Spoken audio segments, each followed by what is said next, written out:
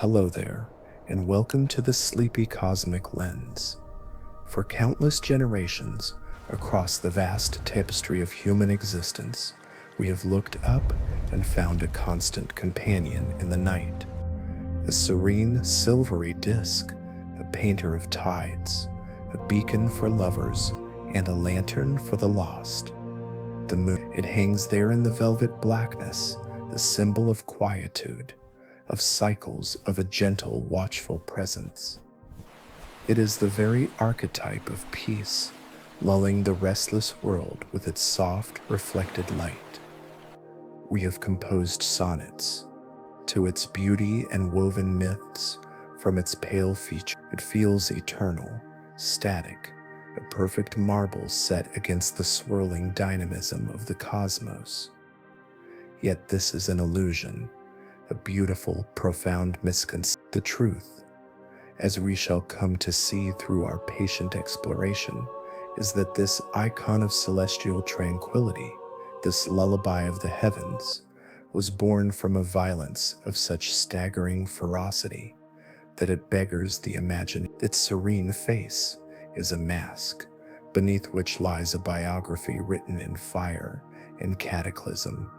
In this documentary, we will move at a pace befitting its subject, slow, contemplative, deliberate. We will drift alongside the moon's history, from its explosive origins to its profound influence on the sleeping Earth, allowing each layer of understanding to settle like lunar dust over each. So, let us begin not with the cool, gray sphere we know today, but by journeying back to a time when our solar system was not a place of orderly orbits, but a chaotic, unfinished workshop, a celestial storm from which our world and its faithful sentinel would painfully emerge. To understand the moon, we must first erase it from the sky.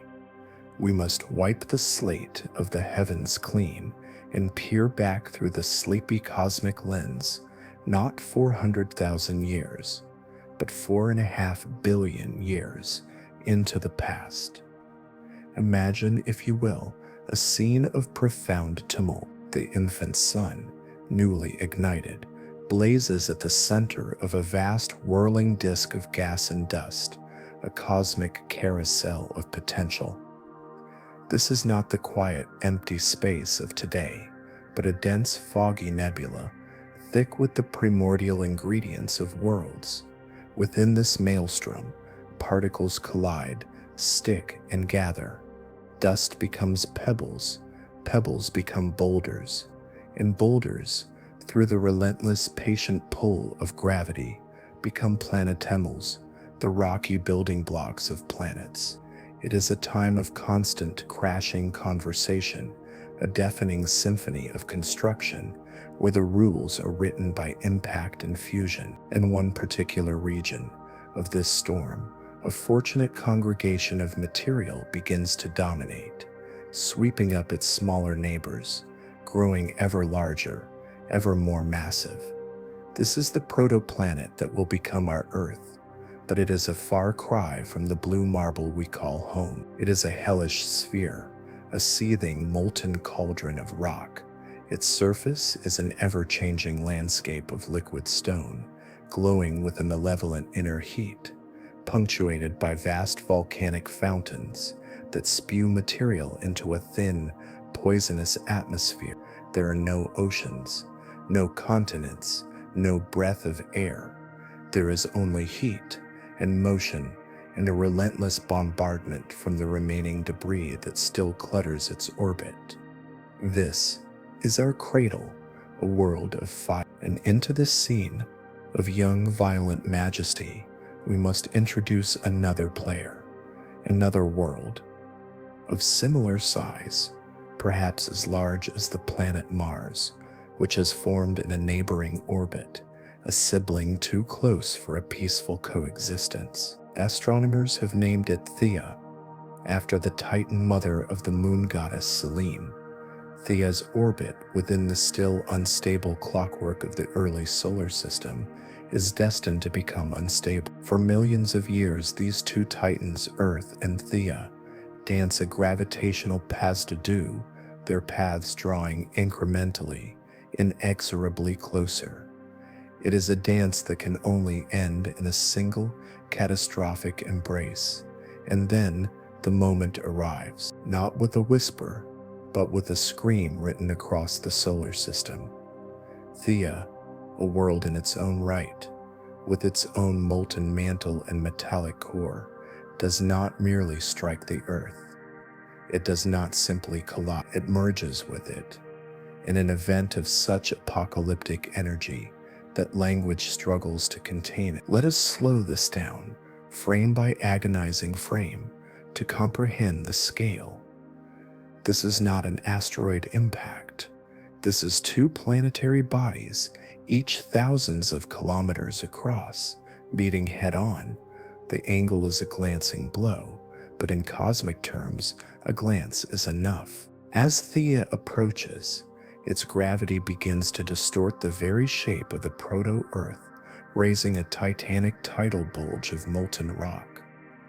The first contact is not a solid hit, but a shearing, a tearing of mantle. For hours, the two bodies grind together, their surfaces disintegrating into a spray of incandescent magma. Thea's core, dense and heavy, plunges like a slow-motion cannonball into the depths of the Earth, merging with our own core in a process that would churn our planet's interior for 1 billion years to come. The kinetic energy of the impact, energy beyond all our nuclear arsenals, beyond all volcanic eruptions in history combined, is instantaneously converted into heat. The temperature soars to tens of thousands of degrees.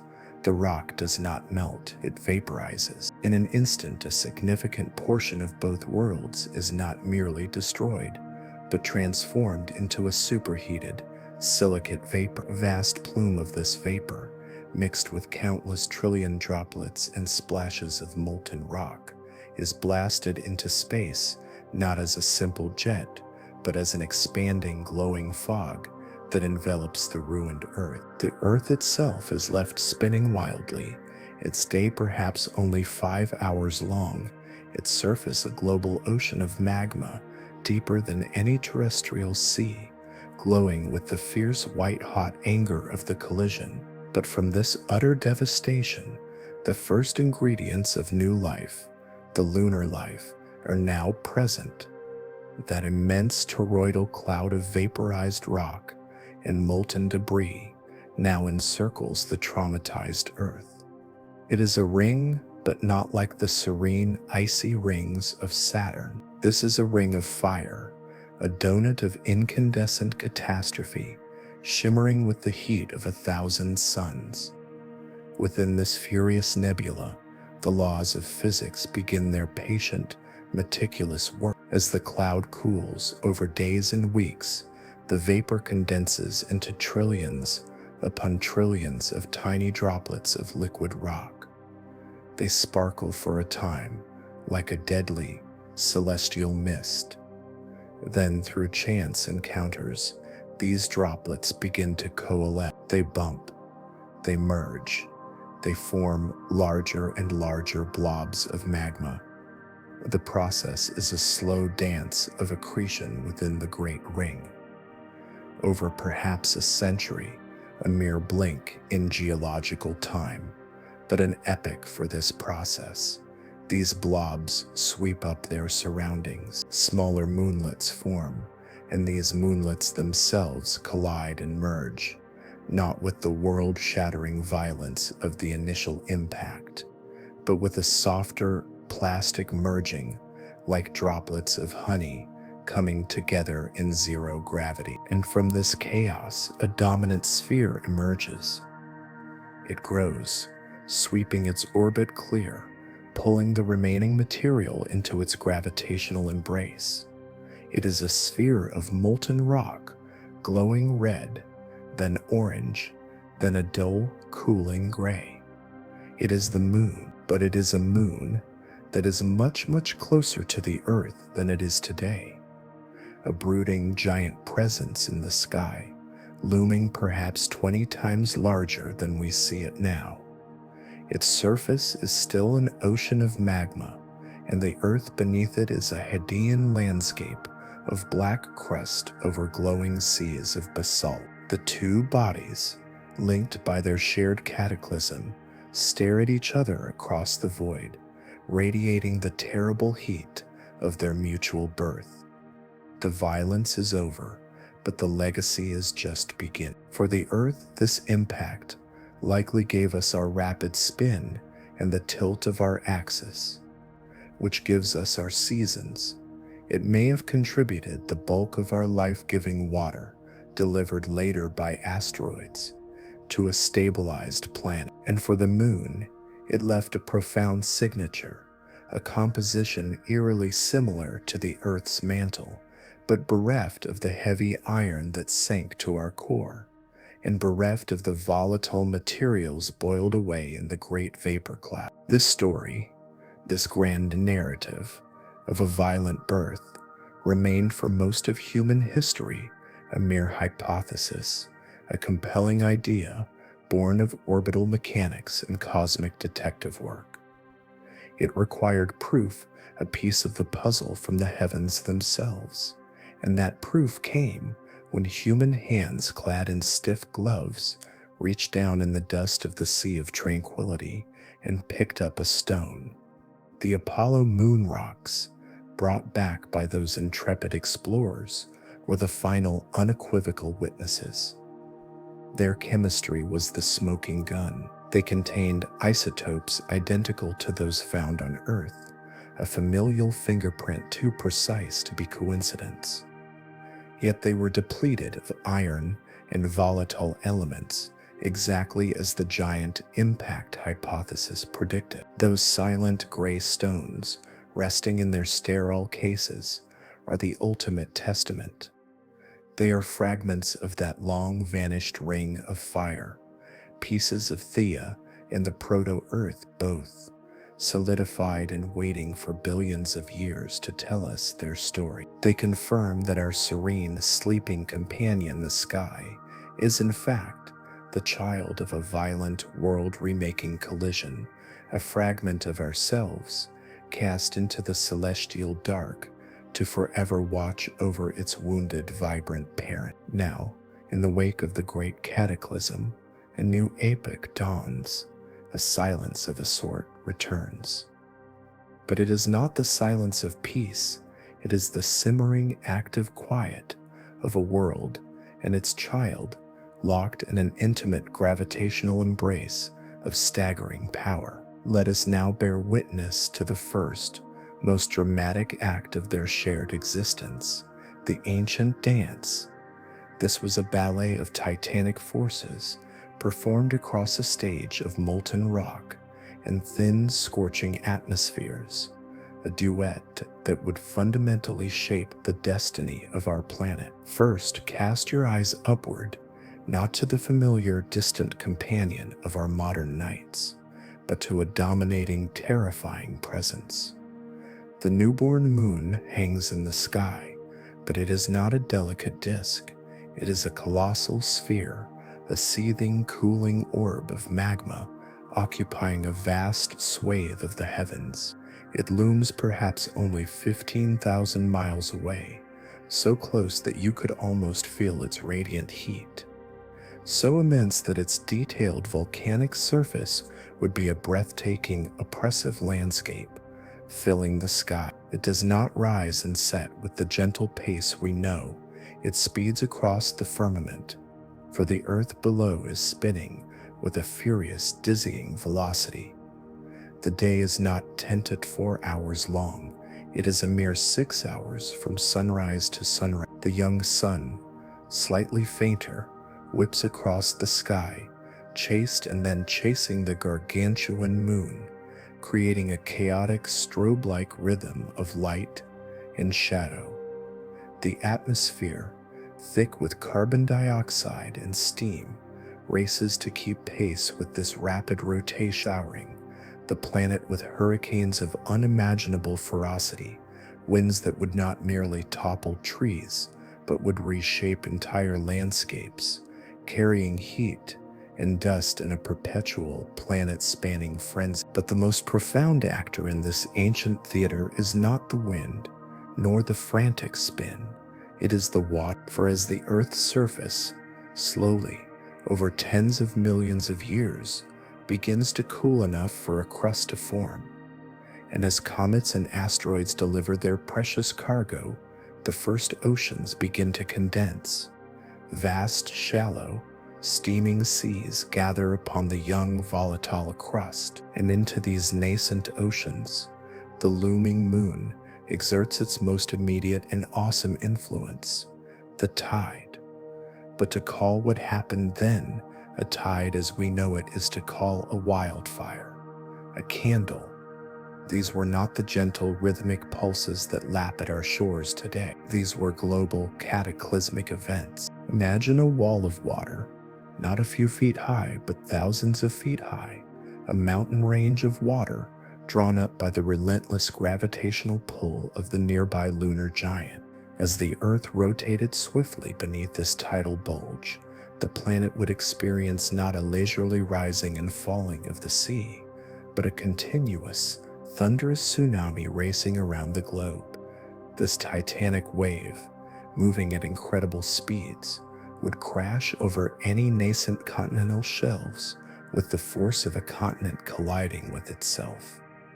The sound would be a permanent, deafening roar, the acoustic signature of a planet being massaged by a god. The erosion caused by these primordial tides was beyond all earthly scale. They were the planet's primary geological sculptor in those early eons, grinding the first rocks into the finest sediments, churning the very bedrock into a slurry, and mixing it with the hot, mineral-rich waters from volcanic vents that peppered the ocean floor. And it is here, in this chaotic, churning, mineral-rich broth, beneath the looming gaze of the colossal moon, that science whispers one of its most profound possibilities. This constant, violent tidal mixing did not merely stir the pot, it created the kitchen itself. The immense daily scouring of coastlines and shallow pools created vast, fluctuating lagoons, areas that would fill with this rich chemical soup, then be concentrated by evaporation under the fierce sun, then be refilled and mixed again by the next world-spanning wave. This cycle of wetting and drying, of concentration and dilution, of intense solar irradiation and protective submersion, is a perfect crucible for the complex chemistry of life. The tides, born of the moon's gravitational pull, may have provided the very rhythm, the perfect repetitive conditions necessary for amino acids to link into chains, for lipids to form protective bubbles, for the first fragile molecular structures to emerge from the inorganic brew. This churning tidal cauldron under the frenzied sky could well have been the stirring spoon for the primordial soup. Yet this furious dance could not last. Such a profound exchange of energy must always exact a toll, and the mechanism for this great slowing is a process of beautiful, elegant physics, tidal friction. As the Earth spins, the giant tidal bulge of water, and crucially, the smaller, more rigid bulge in the very rock of the Earth itself, is pulled slightly ahead of the direct line between Earth and Moon.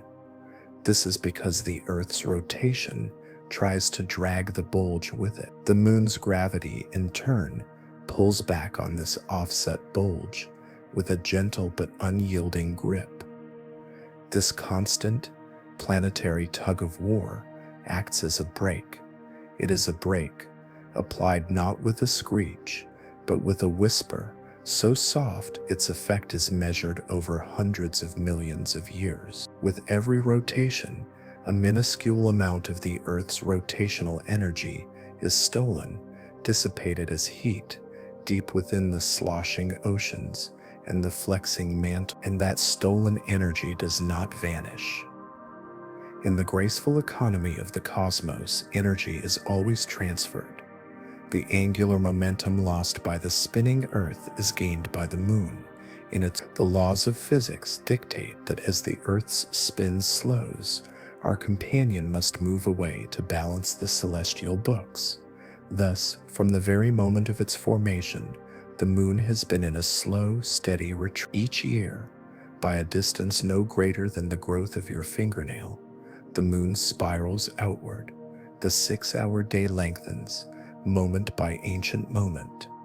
The colossal tides diminish in height, their world-scarring fury gradually softening into the rhythmic pulses we recognize. The dance slows, from a frantic, youthful whirl into a stately, measured waltz. The moon, having played its part in stirring the very ingredients of life, now begins its long, slow farewell, its gravitational hand still on our shoulder, guiding us with infinite patience towards the stable, slower world we would one day inherit. As the eons turned, the moon's retreat continued, a slow, stately recession measured in the widening of Earth's shadow and the patient lengthening of our days. For billions of years, it watched as life on Earth clambered from the tidal pools it helped create, through ages of ice and fire, until at last, a new species emerged, one that did not merely gaze upward with wonder,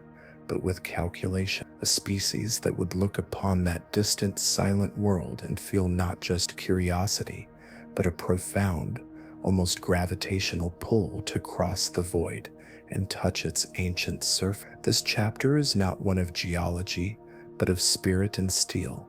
It is the story of humanity's first, trembling steps toward its celestial cousin, a saga we call the first giant leap. Our journey did not begin with a roar, but with a series of tentative, orbiting whispers. In the crucible of geopolitical rivalry known as the space race, the United States embarked first on Project Mercury, a program not of exploration, but of sheer desperate inquiry. Could a human being even survive in the weightless void? Could they eat, sleep, think, while hurtling around the planet at thousands of miles per hour? The Mercury capsule was not a ship. It was a pressurized can, a tiny conical sanctuary barely larger than the astronaut within. Each mission, from Alan Shepard's 15-minute suborbital arc to John Glenn's 3 triumphant orbits, was a white-knuckled experiment. The dangers were omnipresent, the suffocating vacuum a mere sheet of metal away, the searing heat of re-entry, the ever-present specter of a rocket failure. These were not voyages of comfort, but of raw courage, each one answering fundamental questions with the steady pulse of an astronaut's heartbeat. With the basic possibility of life in space confirmed, the ambition grew.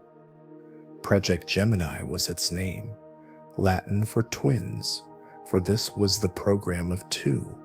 If Mercury asked if we could go, Gemini asked how we would manage the immense complexity of a journey to the moon. It was a 2-year masterclass in orbital mechanics, a series of daring and often perilous rehearsals. Astronauts learned to maneuver their craft, to rendezvous and dock with another vehicle, a delicate ballet of 2 spacecraft meeting in a weightless waltz, a skill absolutely critical for the future lunar missions. They ventured outside their capsules, tethered by nothing but a slender umbilical, to learn the art of the spacewalk in the stark, silent cathedral of orbit, and they endured missions of unprecedented length, 8 days, then 14 days, studying the effects of prolonged weightlessness on the human body. But Gemini was not without its moments of sheer terror. The drama of Gemini 8, piloted by Neil Armstrong and David Scott, stands as a stark testament. After achieving the first successful docking in space with an unmanned Agena target vehicle, their joined craft suddenly began to spin uncontrollably. A thruster was stuck open. The spin accelerated to a dizzying, disorienting rate of 1 revolution per second, a whirl that threatened to induce blackouts and tear the vehicles apart. With consummate coolness, Armstrong, using the capsule's re-entry thrusters, managed to stabilize the craft, but the emergency forced an abrupt, dramatic splashdown in a secondary recovery zone. It was a harrowing lesson in the razor's edge between triumph and catastrophe, a lesson learned in real time hundreds of miles above the Earth. But all this was mere prelude to the mighty engine that would turn dream into reality. The Saturn V rocket. To stand before it, even in photographs, is to feel a humbling awe.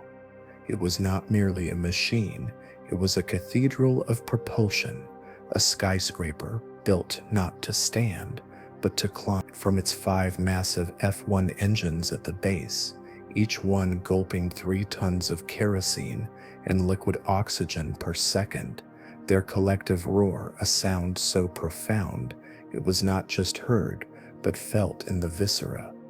To the elegant command module perched at its apex, it represented the pinnacle of human engineering. Its stages stood taller than the Statue of Liberty. Its fuel tanks held enough propellant to fill an Olympic swimming pool. When it ignited on the launch pad, it did not so much lift off as it insisted itself upon the sky, a controlled explosion of such majestic violence that it seemed to bend the very air and light around. It was the chariot built for gods, or rather for men who dared to visit the realm once reserved for them. And so, we arrive at that most famous of journeys, Apollo 11. The launch of the Saturn V was but the opening chord. For 3 days, the spacecraft Columbia and Eagle coasted along a celestial corridor, a fragile bubble of life and intention sailing through the profound, sunlit silence. Then, on the 20th of July, 1969, the lunar module Eagle separated and began its final lonely descent. This was not a swift action. It was a slow, breath-held ballet of mathematics and nerve. As Neil Armstrong and Buzz Aldrin dropped towards the Sea of Tranquility, an ancient lava plain, their computer flashed unexpected alarms. A flood of data was overloading its system, but the calm voice of Mission Control in Houston and the steady hand of the astronauts pressed on. Then, as the gray dust below began to stream outward under the force of their engine, Armstrong saw their automated trajectory was taking them directly into a field of car-sized boulders surrounding a crater. With fuel gauges dipping dangerously low, he took manual control. He skimmed the module horizontally, like a helicopter pilot searching for a clear spot, his heart rate a steady, professional drumbeat against the silence of the unknown. Forward, forward, drifting right, came Aldrin's stoic navigational call. Contact light. A gentle probe touched the dust. Shutdown. And then, the words that marked the end of one journey and the beginning of another. Houston Tranquility Base here. The Eagle has landed. In that moment, after a violent birth, after an ancient dance of tides and time, after a century of dreaming and a decade of furious effort, humanity had finally returned, a piece of itself to the place of its origin. A human foot, clad in a pressurized boot, pressed into the fine gray powder, a powder that was the final cooled remnant of that primordial ring of fire, the ultimate witness to the sleepy cosmic lens of our shared, violent and beautiful history. Following the triumphant, fleeting visits of Apollo, a long quiet descended upon lunar exploration. The public gaze turned elsewhere, the political imperative faded, and for nearly 4 decades, the moon was left once more to its silent vigil. This period, often called the Great Pause, was not an end, but a profound interlude. It was as if humanity, having taken its historic leap, needed to catch its breath, to reflect, and to develop new eyes with which to see our old companion. No longer was the goal merely to reach it. The new question became one of deeper understanding, of seeing the moon not as a simple destination, but as a world in its own right, with secrets still locked in its ancient cratered skin. The herald of this new dawn was not a human astronaut, but a robotic sentinel of exquisite precision, the Lunar Reconnaissance Orbiter, or LRO. Launched in 2009, it slipped into a low, polar orbit, a meticulous cartographer mapping our neighbor in unprecedented detail. Its cameras revealed the surface not with the grainy, heroic resolution of the Apollo era, but with a crisp, forensic clarity. Boulders were counted, slopes measured, and shadows mapped to an accuracy of mere centimeters. But LRO's most profound discovery lay not in what it saw in the light, but in what it inferred from the darkness. From its vantage point, it could peer into the depths of polar craters, gouges so deep and positioned at such an angle that their floors have never, not once in 4 billion years, been touched by a single ray of direct sunlight. These are the permanently shadowed regions, the coldest places in our entire solar system. Within these abyssal pits, temperatures hover at a mere 30 degrees above absolute zero, colder than the surface of Pluto. They are timeless freezers, dark, silent, and profoundly still. And it is within these perpetual shadows that a revolutionary possibility took shape. Could volatile compounds, delivered over eons by comet impacts, have been trapped and preserved in this eternal chill? The most tantalizing of these was water. Not liquid water, of course, but water ice locked in the very soil or regolith. LRO's instruments detected tantalizing hints, unusual hydrogen signatures, radar reflections, suggestive of ice. But to know for certain required not just a passive observer, but an active. Thus, the stage was set for a calculated act of celestial violence, an echo of the moon's own birth, but on a meticulously controlled scale. The ELS-Cross mission, the Lunar Crater Observation and Sensing Satellite, was its name. It was a bold and elegant piece of scientific theater. The mission consisted of a shepherding spacecraft and a spent Centaur rocket upper stage, together hurled on a collision course with the moon's south pole, specifically a shadowed crater named Cabeus. The plan was starkly beautiful.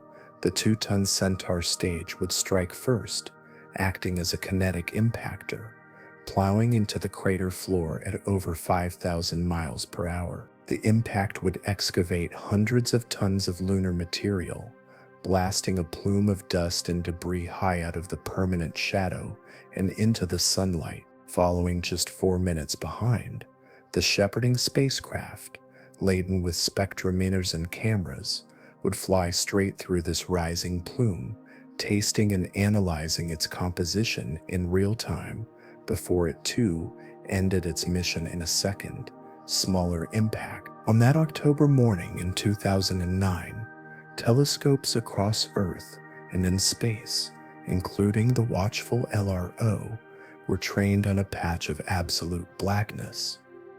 The impact itself was visually anticlimactic from Earth, a faint, expected flash, but in the data streaming from the shepherding spacecraft, a revolution was occurring. As it pierced the plume, its instruments registered the unmistakable fingerprints of water vapor and water ice. Not mere traces, but significant quantities, hundreds of pounds of water thrown up by the impact. The evidence was incontrovertible. In the coldest, darkest corners of the moon, the essential ingredient for life had been waiting, preserved for perhaps billions of years. This discovery transformed our understanding of the lunar landscape. The moon was no longer a sterile, bone-dry desert. It was a world with reservoirs, a cosmic icebox, holding a record of the ancient volatile delivery system that once seeded the inner solar system. Those permanently shadowed craters became more than just curiosities.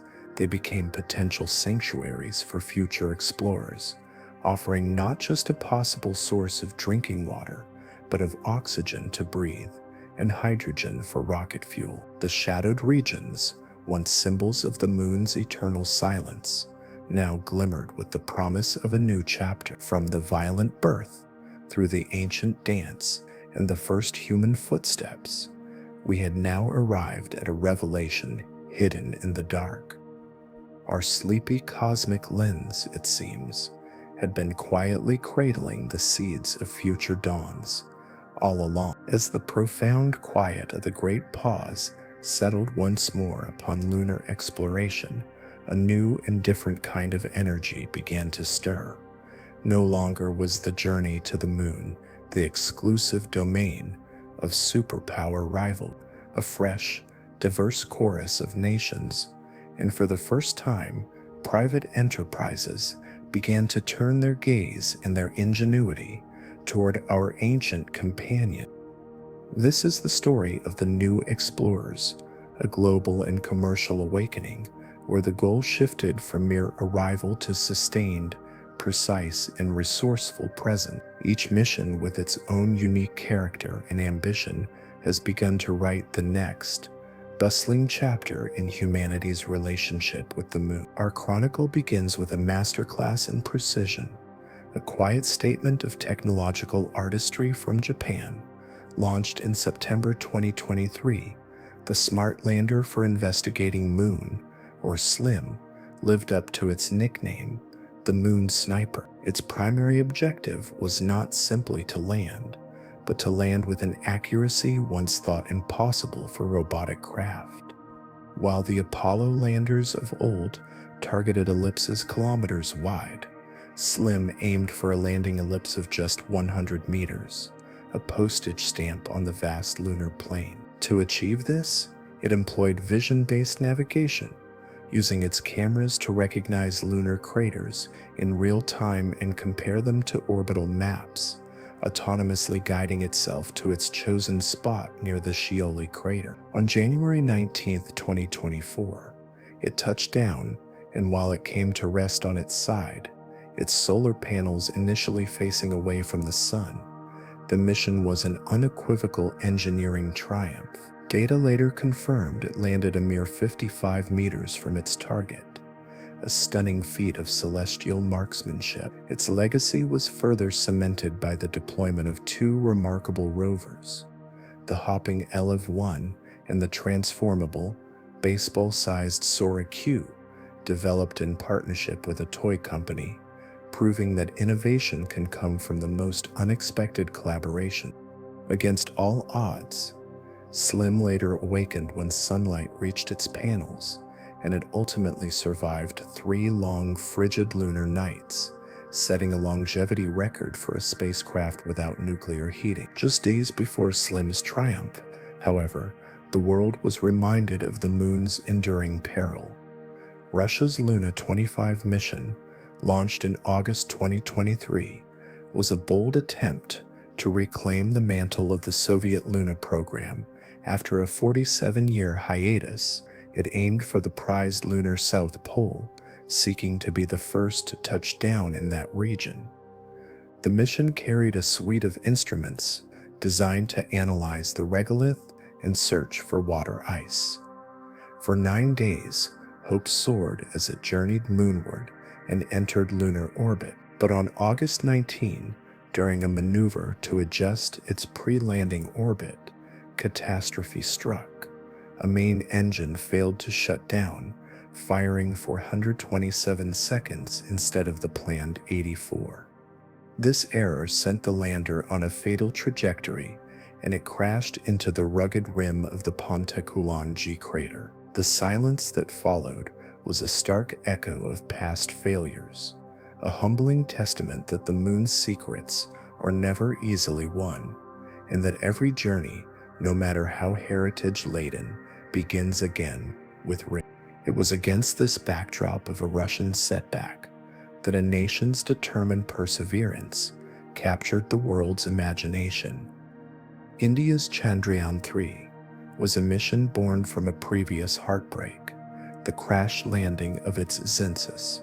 Chandrayaan, the Indian Space Research Organization, refined every system, adding redundancies, strengthening legs, and improving sensors with a singular, unwavering focus to demonstrate a safe and soft landing. On July 14, 2023, its LVM-3 rocket lifted off, carrying not just a lander named Vikram and a rover named Pragyan, but the hopes of a nation. The journey was a model of careful, deliberate pacing. On August 23, 2023, the Vikram lander descended toward a site near the lunar south pole. The world watched, and this time the landing was flawless. India had not only become the fourth country to achieve a soft landing, but the first in history to do so in the coveted South Polar region. For one lunar day, the Pragyan rover trundled across the dusty soil, its instruments confirming the presence of sulfur and performing the first ever in situ measurements of the lunar South Pole's temperature profile. The mission was a textbook demonstration of learning from failure, a quiet, confident stride onto the cosmic stage. While these national missions unfolded, a parallel, ambitious lunar campaign was being orchestrated by China. Operating with long-term strategic vision, the Chinese Chang'e program has progressed with methodical precision. Following the landmark sample return from the moon's far side by Chang'e 6, the program looks ahead.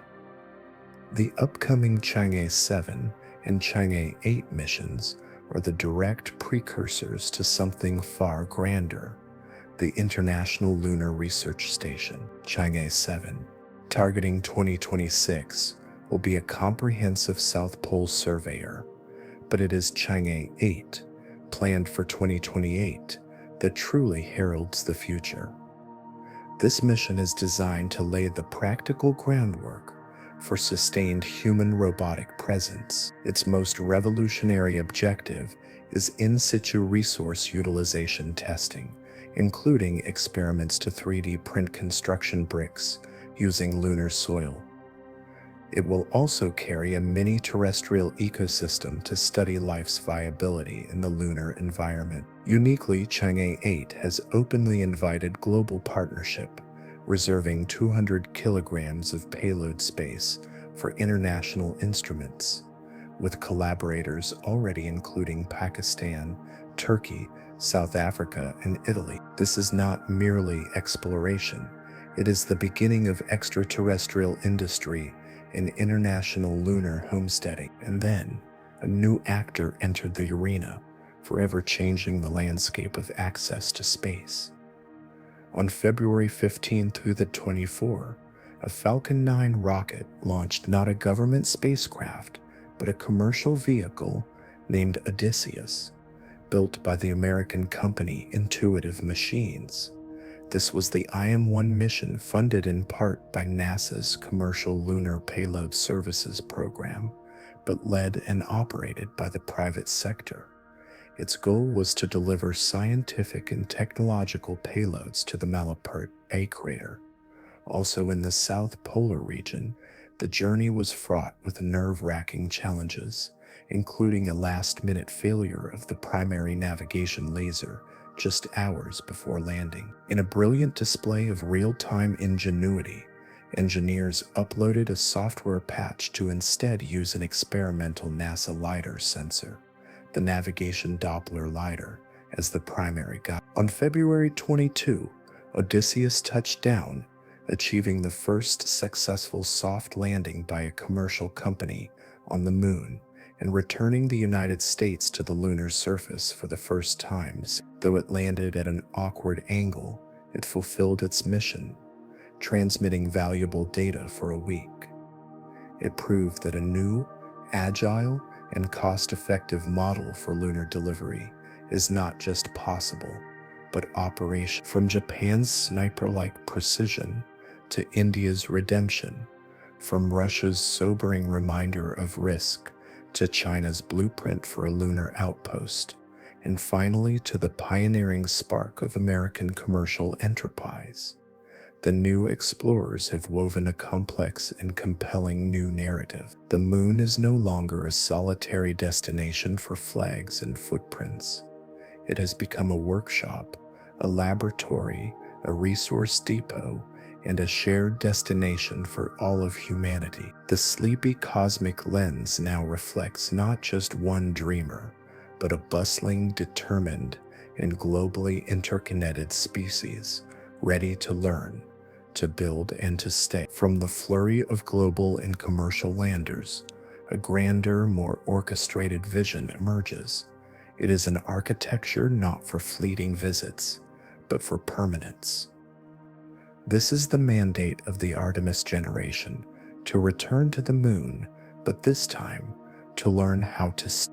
It is an endeavor that requires a new kind of vessel, a new orbital outpost, and a new cadre of explorers, all woven into a single, unified campaign to extend humanity's reach beyond the cradle of Earth. The journey begins, as all great voyages must, with a titanic first step. The Space Launch System is the cornerstone of this new era, an American super heavy lift launch vehicle of almost mythological proportion. Its development, inheriting the legacy of the space shuttle, was a saga of immense technical challenge and perseverance. Standing taller than the Statue of Liberty, its Block 1 configuration generates a staggering 8.8 million pounds of thrust at liftoff, a force born from two immense 5-segment solid rocket boosters and a core stage powered by 4 veteran RS-25 engines, each a relic from the shuttle program, now refitted and pushed to new limits. This colossal machine has one primary, elegant purpose: to launch the crewed Orion spacecraft, its astronauts and its cargo directly to the moon on a single, unwavering mission. It is a cathedral of propulsion, built not for orbit, but for translation from one world to another. Its companion for this journey is the Orion spacecraft, the most advanced crew capsule ever conceived. Orion is a vessel of both heritage and revolution. Its conical shape recalls the Apollo command module, but it is larger, designed to sustain 4 astronauts for missions up to 21 days in deep space. Its design is a transatlantic partnership, an American crew module built by Lockheed Martin, paired with a European service module provided by Airbus Defence and Space, which supplies power, propulsion, water, and air.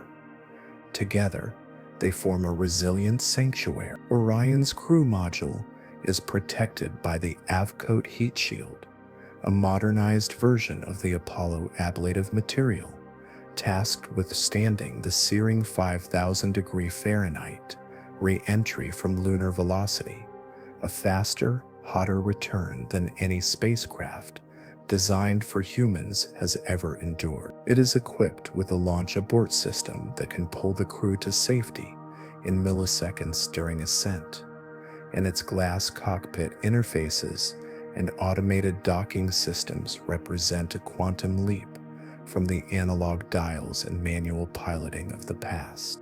The true test of this new architecture came with the Artemis I mission. On November 16, 2022, after years of preparation and overcoming technical delays, the first SLS rocket ignited its engines and carved a brilliant arc into the Florida night. Its passenger was an uncrewed Orion spacecraft, loaded with instruments and a man named Commander Munikin Campos. For 25.5 days, this robotic pathfinder wrote a new chapter in the history book. It performed a graceful 81-mile high flyby of the moon using our satellite's gravity to sling itself into a vast, distant retrograde orbit. At its zenith, Orion ventured 20,68,563 miles from Earth, farther than any spacecraft built for humans had ever traveled. The mission was a meticulous shakedown, testing the spacecraft's navigation, pushing its systems in the harsh radiation environment, and, most crucially, proving the integrity of its heat shield during a blistering 24,581 mile-per-hour re-entry before splashing down safely in the Pacific. Artemis I was not merely a flight. It was a declaration that the systems worked. The foundation was solid. Now the human element prepares to join this mechanical symphony. Artemis II is the next pivotal leap, a crewed flight that will carry 4 astronauts: NASA's Reed Wiseman, Victor Glover, Christina Koch, and Canadian Space Agency astronaut Jeremy Hansen, on a 10-day journey around the moon and back. This mission, targeting early 2026, will be the first to place humans in lunar vicinity since night. Its objectives are profound yet intimate: to validate Orion's life support systems with a living crew, to test the spacecraft's manual piloting controls as astronauts take the helm in deep space, and perhaps most importantly, to allow human eyes to once again witness the whole Earth diminish to a fragile blue marble against the infinite black. Every procedure, every heartbeat monitored in the newly unveiled Orion Mission Evaluation Room in Houston is a step toward normalizing the extraordinary. But Artemis is not about a fleeting loop around our neighbor. Its ultimate goal, its defining purpose, is to build a sustained presence. This is where the vision expands beyond a single spacecraft to the creation of a new hub in the heavens, the Lunar Gateway. The Gateway is not a space station in low Earth orbit. It is humanity's first outpost in deep space, a modular habitat that will orbit the moon in a unique, fuel-efficient, near-rectilinear halo orbit, led by NASA and built with international partners including the European Space Agency, the Japan Aerospace Exploration Agency, and the Canadian Space Agency. The Gateway represents a new model of global exploration. Its initial elements, the power and propulsion element, and the habitation and logistics outpost, are slated to launch together as soon as. This small station will serve as a laboratory for studying the effects of deep space radiation on living organisms, a command post for controlling robotic scouts on the lunar surface, and most critically, a reusable waypoint. For the Artemis III mission and those that follow, astronauts will not journey from Earth to the lunar surface in one go. They will launch on SLS, rendezvous with Orion at the Gateway, transfer to a waiting human landing system, and descend to the South Pole, a region of eternal shadows and hidden water ice. After their surface expedition, they will return to the Gateway, board Orion, and come home. The Gateway turns the moon from a destination into a neighborhood. It enables camping instead of just visiting. This is the essence of the Artemis generation, the shift from go to stay. It is a campaign powered by the mighty SLS, sustained by the resilient Orion, and orchestrated from the strategic Gateway. It leverages the entrepreneurial spirit of commercial landers to deliver cargo and scout the terrain. It prepares for the future even now, with astronauts like Laurel O'Hara and Stan Love testing next-generation Axiom spacesuits in giant pools, simulating the work they will do in the dust of the lunar South Pole. The goal of Artemis III is not just to land the first woman and the next man on the moon. It is to begin a cycle of return that becomes routine, to learn to extract water from the regolith for life support and rocket fuel, to build shelters from lunar soil, to establish the protocols and resilience needed for the next even greater journey, human exploration of Mars. The new explorers open the door. The Artemis generation is building the porch, the hallway, and the rooms beyond. They are learning to live in the cosmos, using the moon as their classroom and workshop. Under the sleepy cosmic lens, the silent gray world is about to become a home. We have crossed a threshold. The era of short visits is ending, and the age of settlement begins. Yet, turning the moon from a destination into a dwelling requires more than ambition. It demands we confront a world engineered by extremes, a place of profound promise, but equal peril. This is not the gentle, silvery muse of poets. This is the lunar frontier, a silent adversary that will test our ingenuity, our resilience, and our very concepts of law and ownership. To live there, we must first learn to survive it. The first, most intimate, and most insidious of these adversaries is the lunar dust. The Apollo astronauts brought back tales not just of wonder, but of a persistent, grating nuisance they dubbed lunar hay fever, a symphony of sneezing, sore throats, and watery eyes that plagued them for days. This dust, part of the lunar regolith, is utterly alien, shaped not by wind and water, but by eons of microscopic meteorite impacts. Each particle is a jagged, glass-like shard, sharp as a knife and abrasive as sandpaper. It clung to everything, wearing away the layers of their spacesuit boots and compromising delicate seals. But the true danger lies in its potential to invade the human body. In the moon's weak gravity, these fine particles can remain suspended, drifting deep into an astronaut's lungs, where they may lodge for months. Initial research on Earth suggests prolonged exposure could destroy lung and brains. This isn't mere dirt. It is a toxic, invasive substance that must be meticulously managed at every airlock, on every suit, for every breath taken on the surface. If the dust attacks from within, an invisible torrent assails from without. Radiation. The moon, lacking a protective magnetic field and substantial atmosphere, lies naked to the cosmos. Every square inch of its surface is bombarded by a relentless rain of galactic cosmic rays and solar particles.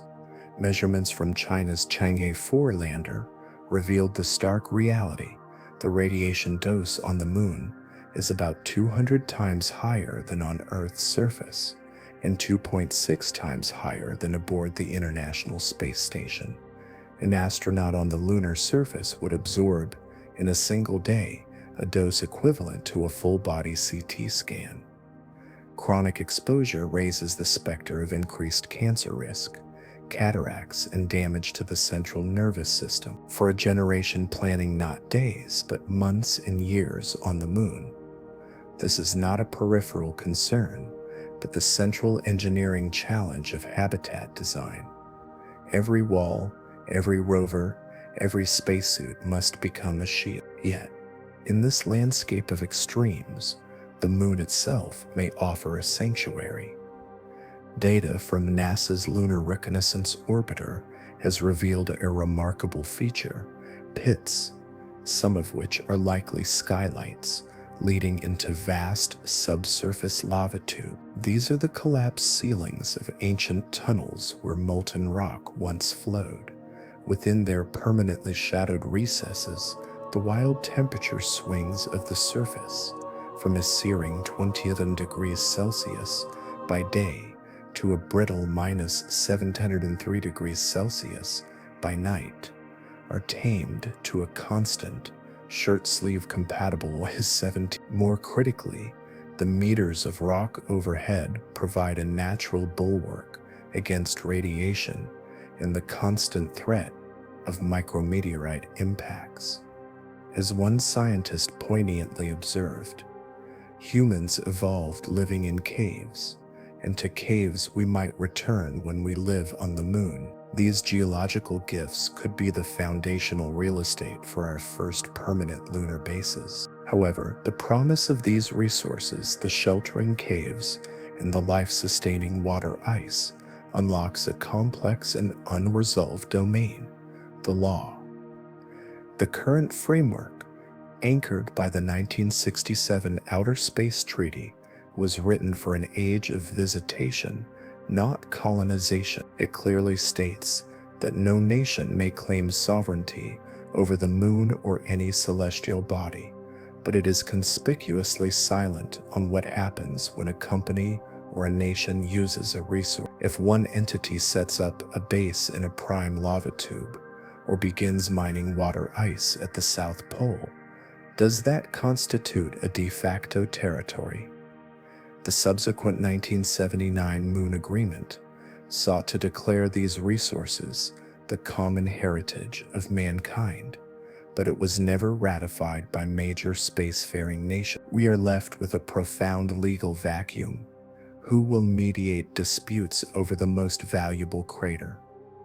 Who ensures that one nation's excavation does not contaminate another's critical water supply? The success of a sustained presence depends as much on pioneering fair protocols as it does on pioneering rockets. The ultimate solution to both the peril and the legal quandary may lie in a single philosophy: living off the land.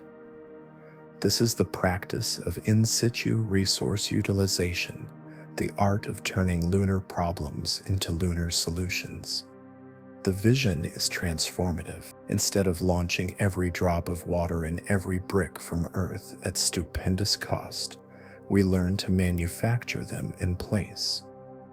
The ubiquitous, troublesome regolith becomes our raw material. Through processes like vacuum thermal decomposition or molten salt electrolysis, we can extract life-giving oxygen from the soil. That same soil, when sintered or mixed with a binding agent, can be 3D printed into habitat walls, landing pads, and radiation shields. The water ice confirmed at the poles is not just for drinking. When split into hydrogen and oxygen, it becomes the very rocket propellant that could fuel voyages to Mars. This is the alchemy of the new age, turning moon dust into a moon home. The path forward, therefore, is not a single thrust, but a woven strategy. We must design habitats that nestle within the protective embrace of lava tubes. Our suits and rovers must be engineered as sealed fortresses against the ever-present charge. Every mission must become an experiment in IS or U, progressing from simple extraction demonstrations to fully automated processing plants. And alongside the engineers, diplomats, and legal scholars must craft a new framework for space, one that encourages enterprise and exploration while safeguarding the moon as a shared peaceful domain for all humanity. The lunar frontier does not offer a gentle welcome.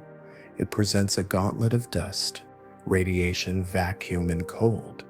But in confronting each of these perils, we uncover a corresponding promise: shelter in caves, power in sunlight, abundance in the very soil, and a chance to write a new chapter of cooperative law. The challenge is no longer simply to reach the moon, but to become, in a profound and sustainable way, part of it, to build not just a base, but a home under the unblinking gaze of the sleepy cosmic lens. We have drifted alongside the story of our companion through the unfathomable depths of cosmic time. We have witnessed the furious workshop of its birth and felt the rhythm of its ancient, world-sculpting tide. We followed the first audacious leaps of explorers who sought its dust and returned with proof of our shared origin.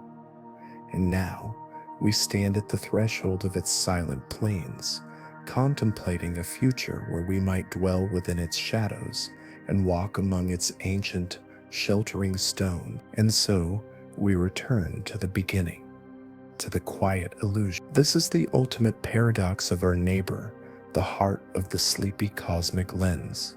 It is a world forged in a single, planet-shattering cataclysm, an act of violence that would define the course of two worlds for all time.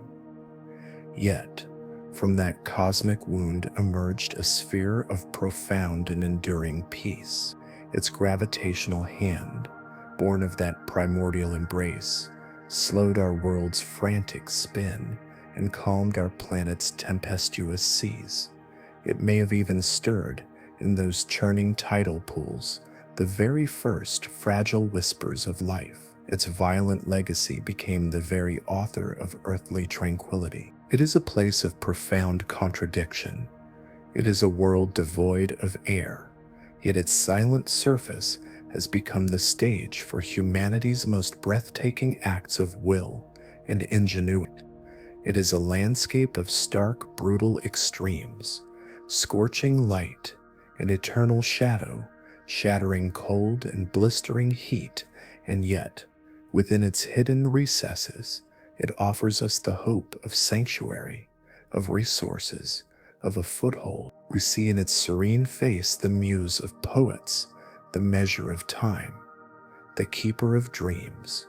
And yet, to see it truly, we must look with the eyes of science and see its biography written in craters, its history locked in lunar rocks, its promise held in the cold traps of its polar night. Our journey to understand it has mirrored these contradictions.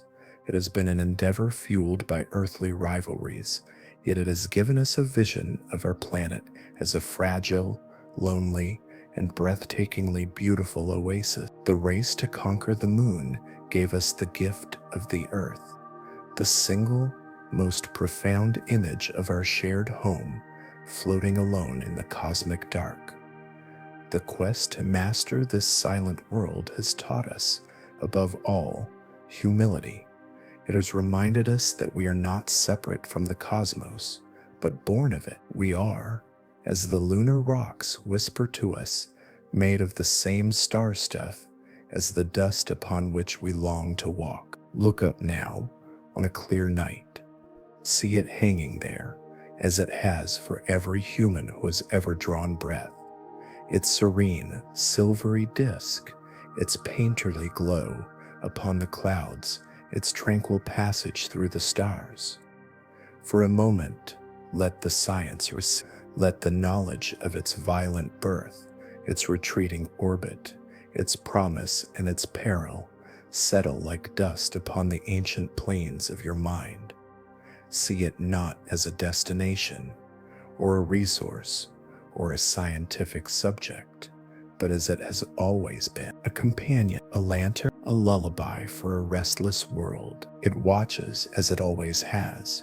It will continue its slow, patient retreat, lengthening our days by imperceptible moments, calming our tides grain by grain, for eons yet to come. And we, its children, born of its creation, shaped by its gravity, inspired by its light, will continue to dream, to strive, and to reach for it. Not to conquer, but to know, not to claim, but to believe. And so, as the world turns and the night deepens, as the familiar landscape is bathed in its soft, borrowed light, we come to the end of our contemplation. The story does not end, for it is still being written in laboratories and launch centers, in the minds of engineers and explorers, in the silent waiting dust of the lunar South Pole. But our watch for now is over, so let us settle. Let the day's ambitions and the mind's calculations gently fade. Let the cool, gray sphere above, in all its silent majesty, perform its final and most ancient duty to quiet the mind, to soften the edge of the world, to draw a veil of peace over the bustling, busy planet below. Good night to the dreamers looking up. Good night to the explorers preparing to go. Good night to the silent, patient world that has witnessed the entire story of life on Earth, from the first molten ocean to the first flicker of a telescope's lens. Good night, moon.